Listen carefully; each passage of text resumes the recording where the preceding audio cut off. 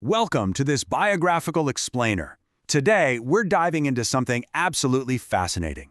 We're going to explore the life, the mind, and the massive career of a truly multifaceted Brazilian talent, Rodrigo Navarro da Silva.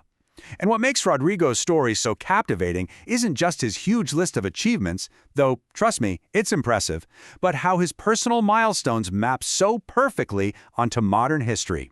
Our source material today is a rich academic biographical dossier from the year 2026, put together from Rodrigo's own personal documents and artistic records. So get ready, because this journey is packed with twists, global ambition, and just a really deep passion for art. Let's jump right in. Okay, let's lay out our roadmap, which follows the exact structure of Rodrigo's dossier. We've got 1. The multifaceted artist. 2. Roots and historical context. 3. National and international works. 4. The literary essence. And finally, 5. Vision and 2026 legacy. Starting off with Section 1, the multifaceted artist, from Sao Paulo to the world. The overarching theme of Rodrigo's career is essentially a modern hero's journey. He isn't just an actor who memorizes lines, he's a true Renaissance man. And nothing illustrates the sheer astronomical scale he reached quite like this number. 87 billion euros. Yeah, you heard that right. That was the estimated budget for his 2012 BBC London feature film, Infinity. This massive project brought together over 80 professionals from all over the world, with shoots in London, New York, Rio, and Bahia. It was Rodrigo's thunderous international peak, and he was the main star. But you've got to wonder, how exactly does someone get to command a project of that magnitude? Well, the answer lies in the incredible diversity of his earlier portfolio. Before hitting that gigantic European milestone in 2012, Rodrigo spent years building this massive, varied body of work. He didn't just box himself into one studio or one format. As an actor, he was a staple at the Latin giant Televisa, San Angel, and the BBC. But get this, he's also credited as a writer for over 14 original titles and soap operas. That kind of output is just surreal. Add to that his music, he actually composed and released the album R4, and his deeply sensitive poetry. He is literally the definition of a plural artist. Moving on to Section 2, Roots and Historical Context. Growing up with Brazil. Now, the dossier really cleverly traces his achievements right alongside Brazil's massive cultural and technological shifts. It's super nostalgic. Rodrigo was born in late 1987, just before Brazil's new constitution. His childhood completely spanned the analog 90s. He was 7 when the country introduced the Plano Real currency and won their 4th World Cup in '94. By the time he was 10 in 1997, while Brazilian kids were totally obsessed with the premiere of the soap opera Chiquititas, he was living right in the thick of an era where entertainment was just starting to crawl out of tube TVs, and pop culture was really starting to shape his imagination. And then, boom, the millennium turns. Rodrigo's teenage years lined up exactly with the digital revolution. In 2004, the social network Orkut completely took over Brazil, and by 2006, YouTube was expanding fast.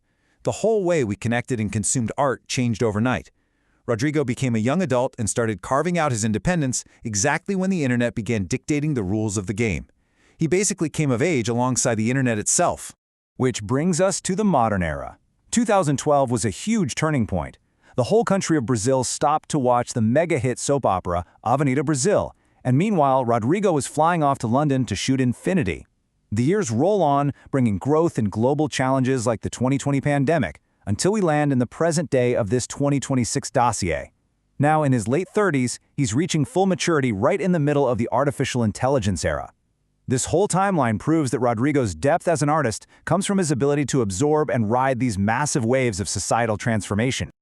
That takes us to Section 3, National and International Works, the Face and the Pen. So what's really interesting about this slide is how it shows Rodrigo brilliantly balancing a life in the spotlight with the quiet discipline of writing. His versatility is right here in the data. As an actor, he didn't just shine nationally in Amigas or Reviles. He dominated the Latin scene by starring in Jogos to Amor for Televisa. Get this, that soap opera was shot simultaneously in 6 hubs across Brazil and 4 other Latin countries, and he played 2 characters at the same time. But while he was putting in all this grueling work in front of the camera, he was also writing like crazy behind it. He launched Fora da Lei in 2009, Amor Juvenil in 2010, alongside dozens of other projects.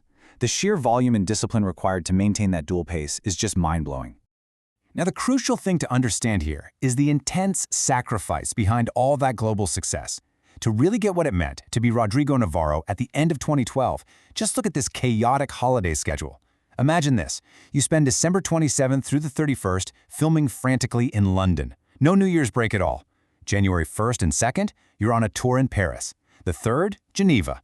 The 4th and 5th, right back to shooting in the Bavaria region. And by the 7th and 8th, you're promoting the film at the Vatican and in Rome. The physical exhaustion and the sheer momentum of this infinity era perfectly illustrate the absolute peak of his executive and artistic career. It's intense. Let's shift gears a bit for Section 4, the literary essence, the inner voice. Behind all the frenzy of international flights and red carpets, there's a much quieter, deeper voice.